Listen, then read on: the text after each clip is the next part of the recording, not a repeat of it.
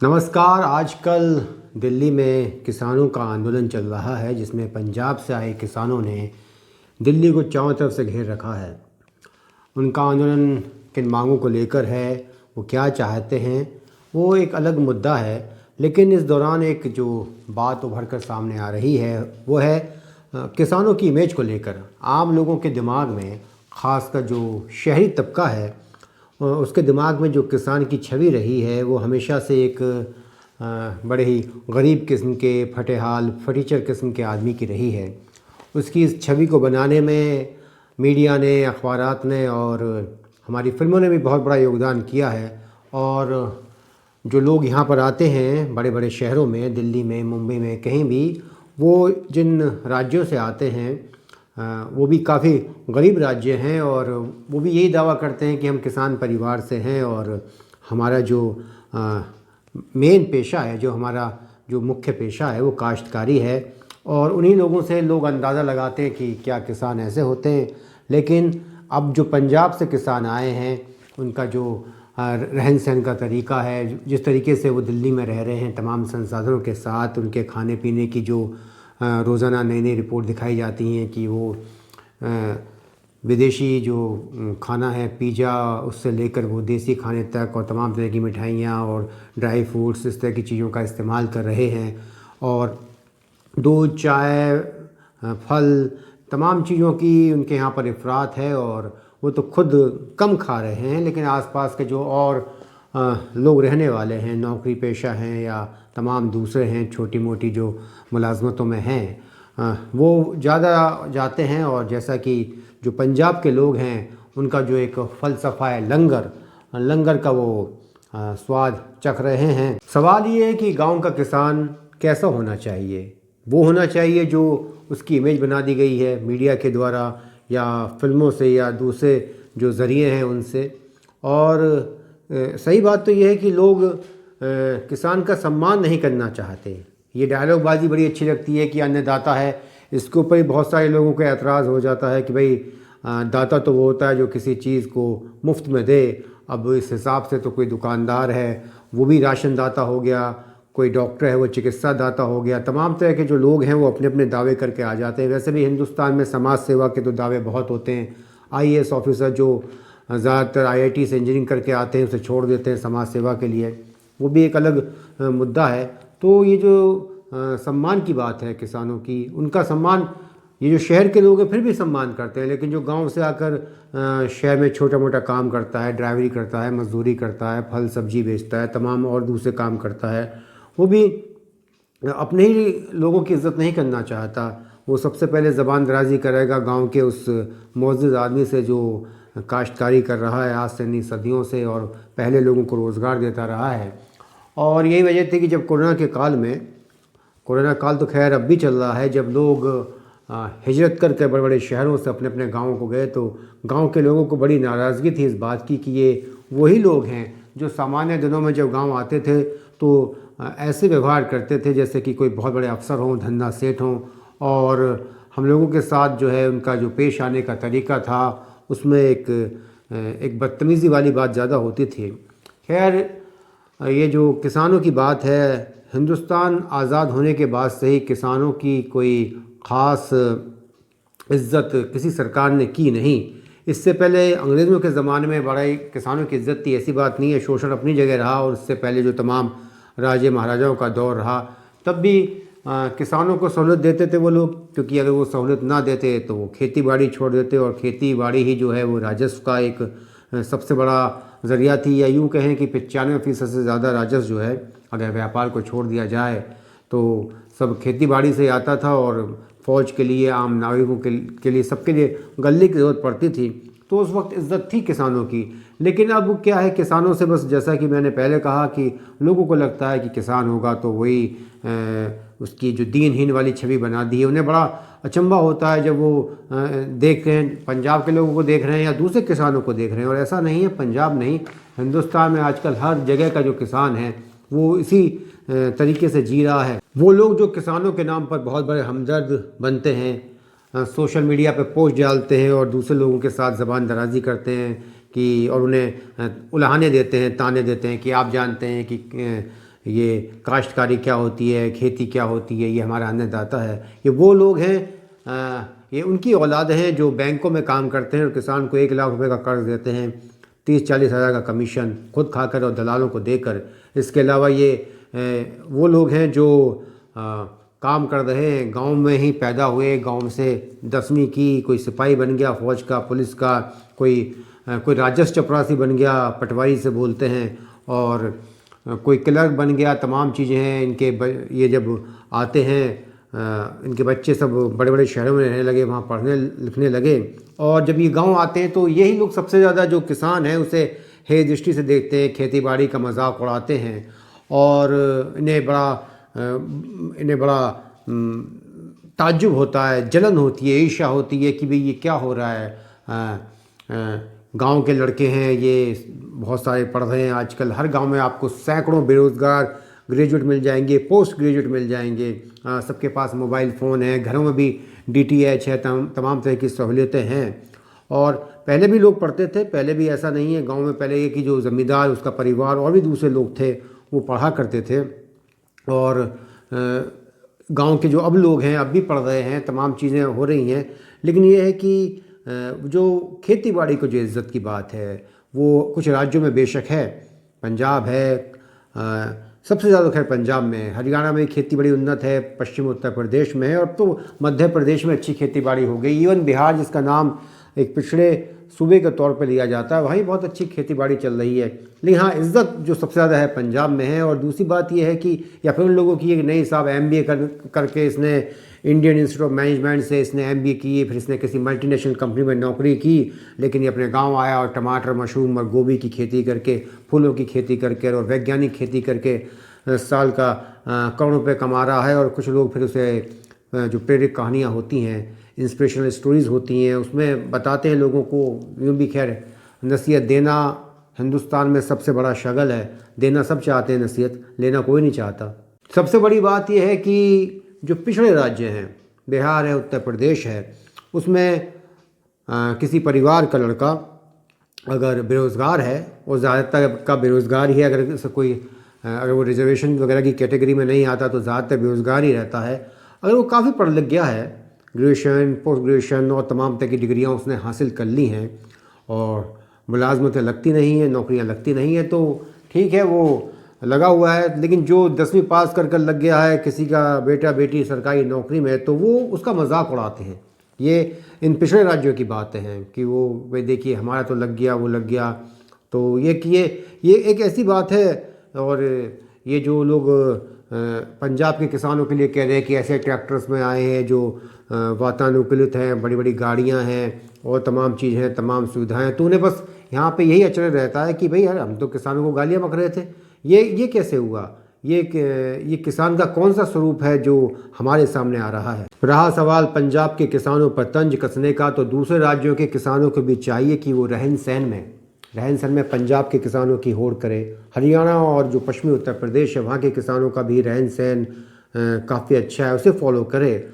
और एग्रीकल्चर होना एक सम्मानीय पेशा है। इस देश के तमाम भूतपूर्व राजा चाहे भले नाम के लिए लिखें, लेकिन अपने नाम के आगे वो एग्रीकल्चर से लिखते हैं पेशे के तौर पर। और कुछ फर्जी किसान भी हैं, अमिताभ बच्चन जैसे, हम उनकी बात नहीं कर रहे। ऐसे तो बहुत सारे लोग हैं जो इनकम टैक्स वगैरह बचाने के लिए बड़ी बड़ी कंपनियां प्लांटेशन के नाम पे, सीड्स के नाम पे और अलग तमाम उसके नाम पे बना लेते हैं और वो पैसा कमाते हैं।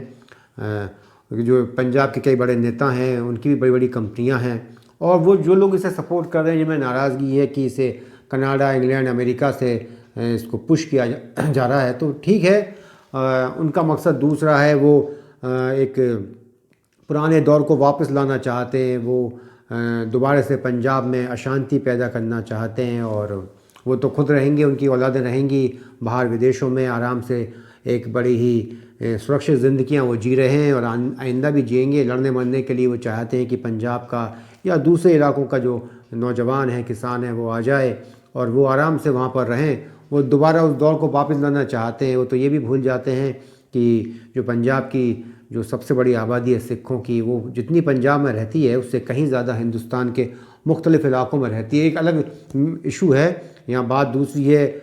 और किसानों को सम्मान करना तो दूर, सबसे ज़्यादा कौन परेशान करता है? जब वो जाता है अपने किसी काम से, कोर्ट में जाता है, तो वहाँ का कोर्ट का जो है वो छोटे से लेकर बड़ा मुलाजिम वो करता है, सरकारी दफ्तर में करता है, बिजली वाला करता है जो कभी लाइन काट देता है, कभी कुछ कर देता है, पटवारी राजस्व चपरासी करता है, पुलिस वाले परेशान करते हैं। आजकल तो पुलिस वाले किसान मोटरसाइकिल पे अपने खेत पे जा रहा होता है तो रोक लेता है, हेलमेट कहाँ है, और उसके ऊपर लोग बहस करेंगे, नहीं साहब सड़क पर चल रहा तो हेलमेट होना चाहिए। ठीक है, उससे ड्राइविंग लाइसेंस भी मांगो, ट्रैक्टर चला रहा है खेत में, कि उसके पास हैवी व्हीकल का ड्राइविंग लाइसेंस है या नहीं है। आपके घर में जो कंप्यूटर में जो सॉफ्टवेयर है उसकी भी मांगो कि वो असली कॉपी है या नहीं है। और जैसा कि पहले कहा कि तमाम जो लोग हैं, 99% लोग जो किसानों को बड़ी हेय दृष्टि से देखते हैं, वो खुद देहाती पृष्ठभूमि के हैं। और ये तमाम सरकारी लोग जाते हैं गाँव में, इन्हें मुफ्त का खाना चाहिए और तमाम चीज़ें चाहिए, और इनकी औलादें खुद बेंगलुरु में, नोएडा में, गुड़गांव में बैठकर एमएनसी में काम कर रही हैं और ये किसानों की समस्याओं पर ज्ञान पेल रहे हैं। कुछ लोग इस बात पर एतराज़ करते हैं कि किसानों को जो कर्ज दिया जाता है उसके ऊपर आप लोग क्यों इल्ज़ाम लगा रहे हैं कि भाई है तो ये 2-4 एकड़ का किसान और इतना बड़ा ये कर्ज क्यों ले रहा है। उसकी वजह है, 5 एकड़ का किसान यानी कि 25 बीघा ज़मीन का किसान अगर ये कहता है कि उसने 7-8 लाख रुपए का कर्ज लिया है फसल बोने के लिए, तो भाई क्या बोता है? शिलाजीत बोता है? क्या बोता है? और जो खेती बाड़ी के लिए दिए जाने वाला ऋण है उसको समझिए। तकावी एक शब्द है उर्दू का, वैसे अरबी फ़ारसी पता नहीं ये किसका है, लेकिन उर्दू का हम कहेंगे। तकावी ऋण जो है वो खेती बाड़ी के लिए दिया जाता है, जिसमें खेती के लिए बीज वगैरह होता है। ये बहुत पुराना है, ये राजतंत्र के दौर से दिया जा रहा है। अब एक दूसरा जो केसीसी नाम का जो एक ऋण दिया जाता है किसानों को, जिसे हम किसान क्रेडिट कार्ड कहते हैं, लगभग 1-1.5 लाख करोड़ के कर्ज तो कोरोना के दौरान ही बांट दिए गए। ये सबसे बड़ा किसानों के शोषण का एक हथियार बनकर रह गया है। ज़्यादातर किसान जो हैं वो इस कर्ज़ को खेती बाड़ी के लिए नहीं लेते हैं, वो इससे अपनी अपनी जो उनकी हैसियत होती है, जो उनकी जो लिमिट होती है, उसके हिसाब से कोई गाड़ी के लिए लेता है, कोई घर के लिए लेता है। और शादी ब्याह के लिए गांव में दलाल सक्रिय होते हैं, वो कहते हैं कि दिलवा देंगे 1 लाख में उसके हाथ में। अभी जब बिहार में इलेक्शन हो रहे थे तो बहुत सारे किसानों की शिकायत थी, उसे 60-70 हज़ार रुपये मिलते हैं, लेकिन उसमें जो है उसके खाते में तो 1 लाख हो गए, फिर ब्याज शुरू हो गया। और फिर ज़्यादातर लोग जो है वो इस चक्कर में रहते हैं कि नहीं सरकार बदलेगी, कर्ज़ माफ़ी आएगी तो हो सकता है हमारा कर्ज़ माफ़ हो जाए। अरे कर्ज़ कहाँ माफ़ होगा? मूल तो तब भी माफ़ नहीं होगा, ब्याज माफ़ हो जाएगा। और इसमें जो ईमानदार किसान हैं, जो मेहनत कर कर देना चाहते हैं, अदायगी करना चाहते हैं कर्ज़ की, वो पिस जाते हैं। वो अपने आप को ठगा हुआ महसूस करते हैं कि जब कुछ लोगों का कर्ज़ माफ़ हो जाता है। और ये जो कर्ज़ दिया जाता है, ये देने वाला भी जानता है कि इसका इस्तेमाल जो है वो जिस काम के लिए दिया जा रहा है उसमें नहीं हो रहा है। और जो लोग किताबी ज्ञान वाले हैं, वो जिनकी 7 पुश्तों में किसी ने खेती बाड़ी नहीं की है, और वो खेती बाड़ी का जो मतलब है उनका वही वो फिल्मी किसान हैं, उसी तरीके से सोचते हैं, तो उन्हें लगता है कि नहीं साहब ये तो उनके लिए खिलाफ, किसानों के खिलाफ कोई साजिश की जा रही है। सही बात तो ये है कि जो कर्ज़ का जंजाल है वो किसानों के लिए बहुत बड़ा एक ख़तरा है, उनके लिए मुसीबत की सबसे बड़ी वजह है। जहाँ जहाँ पर किसानों ने कर्ज़ लेकर खेती बाड़ी की है, जो पारंपरिक खेती से अलग हटकर कुछ नया करने के चक्कर में रहते हैं, कहीं कोई बीटी कॉटन बोते हैं, कहीं कोई टमाटर की खेती करता है कॉन्ट्रैक्ट करने के साथ। और जब कॉन्ट्रैक्ट कराया जाता है तो 80-90 पेज के बड़ा डॉक्यूमेंट अंग्रेज़ी बना दिया जाता है। किसान को ज़रूरत होती है, दलाल भी सक्रिय रहते हैं, वो दस्तखत कर देता है, बाद में दिक्कत हो जाती है। और यही वजह है कि जो आत्महत्या करने वाले जो किसानों की संख्या ज़्यादातर वो वहाँ पर आती है कि जब वो लीग से हटकर खेती करने की कोशिश करते हैं। जब आप लीग से हटकर कोई काम करते हैं तो रिस्क भी वो आप ही का होता है। और ये बात भी है कि जो किसान है, जिसका सम्मान करने के लिए तैयार नहीं है शहर का जो शहरी तबका है, जो गांव से गया है, जो खुद को उनसे बेहतर समझने लगा है, लेकिन किसान या जो कारीगर है, कामगार है, या जो स्वरोजगार में लिप्त है, वो सदियों से खुद पर निर्भर है। वो कभी जो शोषण की जो व्यवस्था है, सत्ता का जो शोषण है, वो कभी उसमें सहयोगी नहीं रहा है। और किसानों को तो हर जगह कीमत चुकानी पड़ी है। बंटवारे के वक्त तमाम लोग, जो नौकरी पेशा तबका था वो भी आ गए, जो व्यापारी था उसने भी अपना जो है वो व्यापार जमा ही लिया, लेकिन जिसे केवल खेती बाड़ी आती थी तो फिर जिसके पास बड़ी थी उसे भी ऐसी मिली है, जिसके पास छोटी थी वो तमाम लोग बड़े किसान हो गए। बंटवारे के बाद उधर से दराए वो सभी ज़मींदार थे, और अगर उनकी सारी ज़मीनों की जो उनके दावे जोड़ दिए जाएँ तो वो तो खैर हिंदुस्तान से भी दूनी बैठ जाएगी, कोई अलग मुद्दा है। इसके अलावा जो अंग्रेज़ों की खदमत में 25 लाख की फ़ौज थी और दूसरे तमाम लाखों सरकारी मुलाजिम थे, वो भी हिंदुस्तान और पाकिस्तान के दरमियान उनका बंटवारा हुआ और उनका जो बोझ था वो सारे का सारा आ गया। ना किसान की बेहतरी हो पाई, ना बेरोज़गार नौजवान की बेहतरी हो पाई। जो सरमाया था एक नए आज़ाद हुए मुल्क का, वो पहले के जो हाकिम थे उनके खिदमतगारों को पालने में ही लग गया। हिंदुस्तान के किसानों को, हिंदुस्तान के गाँवों को अमेरिका और यूरोप की तर्ज पर ऐसा बनाना होगा, उनके अंदर ग्लैमर पैदा करना होगा जैसा कि वहाँ पर है। वहाँ के जो गांव हैं, वहाँ के जो किसान हैं, वो किसी मामले में बड़े शहरों से पीछे नहीं हैं। और जो आज का जो नौजवान किसान है, युवा है, वो उस पुराने मानसिक जो ढांचा था, जो सोच थी, उस खांचे में फिट नहीं बैठता है कि जो इसमें जो उसकी एक फर्नीचर वाली जो छवि थी, ग्रामीण युवाओं की जो काबिलियत है, उसका जो अपीयरेंस है, वो किसी मामले में कम नहीं है शहर के इस युवा से, जिसमें से ज़्यादातर तो इसी ग्रामीण पृष्ठभूमि से जो माँ बाप उनके गए हैं, उन्हीं की औलादें हैं। यही वजह है कि आज जो है कोई बागपत का तविश त्यागी है, कोई बिजनौर का गौरव चौधरी है, कोई बुलंदशहर का अमित चौधरी है, कोई नोएडा का हैप्पी भाटी है, कोई राजस्थान का विकास दहिया है, कोई उत्तराखंड का प्रहलाद नेगी है, या कोई हिमाचल का सुमन ठाकुर है। ये पढ़ाई लिखाई के मामले में और तमाम दूसरी सलाहियतों में बहुत भारी हैं, किसी चीज़ में कम नहीं हैं, लेकिन ये किसान हैं, किसान परिवार से हैं। और इन्हें देखकर जो लोग चिढ़ने वाले हैं, जो जलने वाले हैं, वो जलते रहें, कोई ख़ास फ़र्क नहीं पड़ेगा। क्योंकि आजकल देहातों में आपको बिजनेस मैनेजमेंट किए हुए नौजवान लड़के लड़कियां मिल जाएंगे, और इंजीनियरिंग करे हुए, मेडिकल से पढ़े हुए, लॉ ग्रेजुएट तमाम लोग मिल जाएंगे। और ये लोग जहाँ तक मुकाबले की बात आती है तो दिल्ली और मुंबई नहीं, न्यूयॉर्क और लंदन को भी मुकाबला देने की ताकत रखते हैं, उन्हें भी शिकस्त देने की जो है वो सलाहियत रखते हैं। और जो तमाम लोग हैं जिन्हें ऐसा लगता है कि जो किसान हैं वो आएगा दिल्ली में आंदोलन करने के लिए, और यहाँ पर वो एक इस तरीके की छवि दे जाएगा कि उसके ऊपर एक लोगों को रहम आए और तमाम बातें हों। पंजाब का किसान अब आया है, आज से तकरीबन 32-33 साल पहले, शायद 1987 में, जब महेंद्र सिंह टिकैत पश्चिमी उत्तर प्रदेश से लाखों किसानों का एक हजूम लेकर दिल्ली में पहुंचे थे, तो उस वक्त भी किसान ने किसी के सामने हाथ नहीं फैलाया था, वो किसी के ऊपर निर्भर नहीं था। और उस वक्त भी आज की तरह भले ही मोबाइल फ़ोन नहीं थे और तमाम तरह की दूसरी बड़ी बड़ी गाड़ियाँ नहीं थी, लेकिन ट्रैक्टर और ट्रॉलियाँ उस वक्त भी थीं, और रोज़ाना लाखों लोगों का खाना आता था, लाखों लोगों का, किसानों का नहीं। किसान तो जितना आप दिल्ली में अब खा रहे हैं उससे 10 गुना दूसरे लोग खा रहे हैं।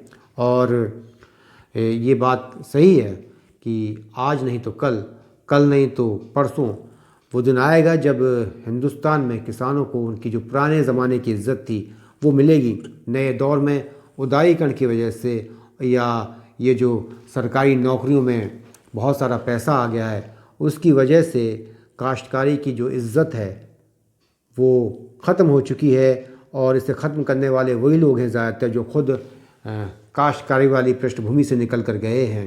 लेकिन धीरे धीरे जब लोग समझेंगे, ख़ासकर कोरोना के बाद, तो ये जो जिससे कि जो हमारे जो पारंपरिक जो हमारी आजीविका के साधन हैं, जो उद्योग धंधे हैं, उनकी अहमियत बढ़ी है।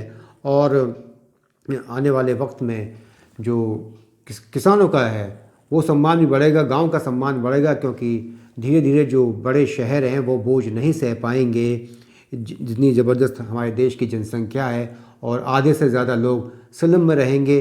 और ऐसी बात तो नहीं है कि जो स्लम में रहने वाला है वही आजकल पढ़ रहा है, लिख रहा है, उसकी भी ख्वाहिशात हैं और वो भी चाहेगा कि वो एक अच्छी ज़िंदगी जिए। किसान होने का मतलब सिर्फ़ एक दीनहीन व्यक्ति होना नहीं होता है, सिर्फ अनपढ़ जाहिल होना नहीं होता है। आपके दिमाग में ये जो उसकी छवि है, उसके बारे में जो धारणा है, वो वाकई किताबी है और ये जैसी है उसके लिए वो ज़िम्मेदार नहीं है, आप ज़िम्मेदार हैं कि आपके अंदर ये समझ पैदा नहीं हुई।